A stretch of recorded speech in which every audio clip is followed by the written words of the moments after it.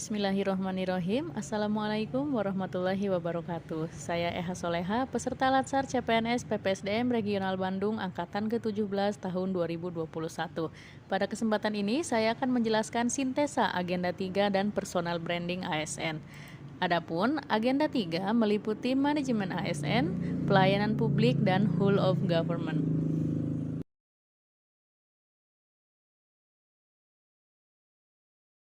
Manajemen ASN lebih menekankan kepada pengaturan profesi pegawai sehingga diharapkan akan tersedia sumber daya ASN yang unggul dan selaras dengan perkembangan zaman.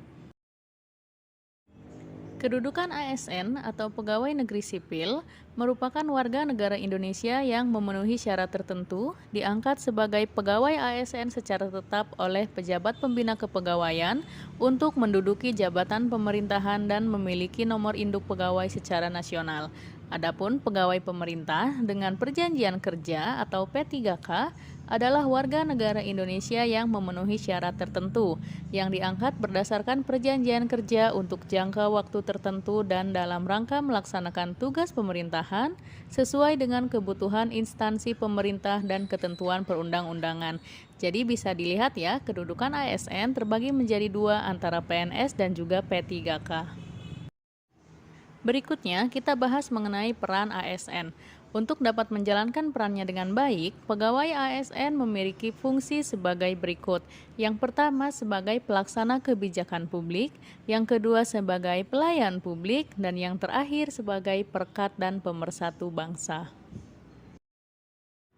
Adapun yang menjadi hak ASN ialah yang pertama mendapatkan gaji, tunjangan, dan fasilitas, yang kedua mendapatkan cuti dan perlindungan, selanjutnya mendapatkan jaminan pensiun dan jaminan hari tua, dan yang terakhir mendapatkan pengembangan kompetensi. Sedangkan untuk kewajiban ASN antara lain menjaga persatuan dan kesatuan bangsa, selanjutnya melaksanakan kebijakan yang dirumuskan pejabat pemerintah yang berwenang, ada lagi nih setia dan taat kepada Pancasila, Undang-Undang Dasar Negara Republik Indonesia tahun 1945. Pembahasan berikutnya ialah tentang kode etik dan kode perilaku ASN. Yang pertama, melaksanakan tugasnya sesuai dengan ketentuan peraturan perundang-undangan. Berikutnya ada melaksanakan tugasnya dengan jujur, bertanggung jawab, dan berintegritas tinggi. Lalu ada melaksanakan tugasnya dengan cermat dan disiplin. Selanjutnya melayani dengan sikap hormat, sopan, dan tanpa tekanan. Berikutnya menjaga kerahasiaan menyangkut kebijakan negara, dan yang terakhir memegang teguh nilai dasar ASN dan selalu menjaga reputasi dan integritas ASN. Konsep sistem merit dalam pengelolaan ASN. Sistem merit adalah sistem kebijakan dan manajemen ASN yang berdasarkan pada kualifikasi, kompetensi, dan kinerja secara adil dan wajar dengan tanpa membedakan latar belakang politik, ras, warna kulit, agama, asal-usul, jenis kelamin, status pernikahan, umur, atau kondisi kecacatan.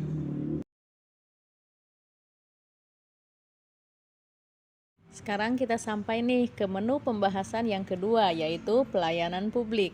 Pelayanan publik adalah segala bentuk kegiatan pelayanan umum yang dilaksanakan oleh instansi pemerintah di pusat dan di daerah, dan di lingkungan BUMN atau BUMD dalam bentuk barang dan atau jasa, baik dalam pemenuhan kebutuhan masyarakat. Sekarang kita bahas nih prinsip-prinsip pelayanan publik. Prinsip-prinsip pelayanan sebagai panduan agar pelayanan publik yang baik dapat diwujudkan. Yang pertama, partisipatif, transparan, responsif, tidak diskriminatif, mudah dan murah, efektif dan efisien, aksesibel, akuntabel, dan berkeadilan. Adapun kita sebagai ASN harus memiliki pola pikir sebagai pelayanan publik, yaitu kesadaran seluruh anggota ASN untuk memberikan kontribusi terhadap upaya perbaikan kualitas pelayanan publik di Indonesia akan memiliki implikasi strategis jangka panjang yang penting bagi upaya untuk mengubah kinerja birokrasi dalam memberikan pelayanan publik. Dasar-dasar etiket pelayanan publik. Yang pertama ialah politeness atau sikap sopan yang harus diperlihatkan kepada pihak lain. Yang kedua ada respectful, yaitu sikap menghormati dan menghargai pengguna jasa secara baik dan wajar. Ada juga attentive, yaitu sikap penuh perhatian yang diperlihatkan kepada pihak lain. Selanjutnya ada kooperatif, yaitu sikap suka menolong pihak lain yang membutuhkan pertolongan. Ada juga toleransi, yaitu sikap tenggang rasa terhadap orang lain. Dan yang terakhir adalah self-control, adalah sikap menguasai diri dan mengendalikan emosi dalam setiap situasi. Kita memasuki pembahasan yang ketiga, yaitu Whole of Government atau selanjutnya disebut WOG. WOG ditekankan pada pengintegrasian upaya-upaya kementerian atau lembaga pemerintah dalam mencapai tujuan-tujuan bersama. WOG juga dipandang sebagai bentuk kerjasama antar seluruh aktor, pemerintah, dan juga sebaliknya. WOG menekankan adanya penyatuan keseluruhan atau whole elemen pemerintahan, sementara konsep-konsep tadi lebih banyak menekankan pada pencapaian tujuan, proses integrasi institusi, proses kebijakan, dan juga yang lainnya. Sehingga penyatuan yang terjadi hanya berlaku pada sektor-sektor tertentu saja yang dipandang relevan. Mengapa WOG penting? Pertama, adanya faktor-faktor eksternal seperti dorongan publik dalam mewujudkan integrasi kebijakan, program pembangunan, dan pelayanan agar tercipta penyelenggaraan pemerintahan yang lebih baik. Kedua, terkait faktor-faktor internal dengan adanya fenomena ketimpangan kapasitas sektoral sebagai akibat dari adanya nuansa kompetisi antar sektor dalam pembangunan. Yang terakhir, khususnya dalam konteks Indonesia, keberagaman latar belakang nilai, budaya, adat istiadat, serta bentuk latar belakang lainnya mendorong adanya potensi disintegrasi bangsa. Ini dia nih pembahasan yang paling penting dari bab kali ini, yaitu implementasi WOG dalam pemerintah Kabupaten Garut. Yang pertama ada Command Center.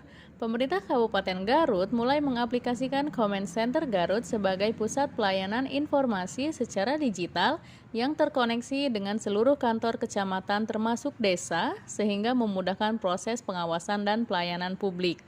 Yang kedua ada SIPP Kemenpan RB. SIPP merupakan media informasi elektronik satu pintu, meliputi penyimpanan dan pengelolaan informasi serta mekanisme penyampaian informasi dari penyelenggara pelayanan publik kepada masyarakat. Selanjutnya ada aplikasi Lapor. Pemerintah Kabupaten Garut kini semakin gencar mensosialisasikan program layanan aspirasi dan pengaduan online rakyat atau Lapor. Hal tersebut untuk memudahkan masyarakat dalam menyalurkan aspirasi dan keluhannya. Terakhir nih, ada Si Jeruk Garut. Wah, unik sekali ya. Pemerintah Kabupaten Garut meluncurkan ambulan gratis dengan sistem operasi delivery order. Ambulans itu diberi nama Si Jeruk atau Sistem Informasi Jejaring Rujukan. Setelah kita membahas agenda 3, maka saya sendiri selaku ASN, insya Allah akan menjadi ASN yang akuntabel dan berintegritas, melaksanakan pelayanan publik dan bijak dan bebas KKN, memegang teguh nilai dasar ASN dan selalu menjaga reputasi dan integritas ASN.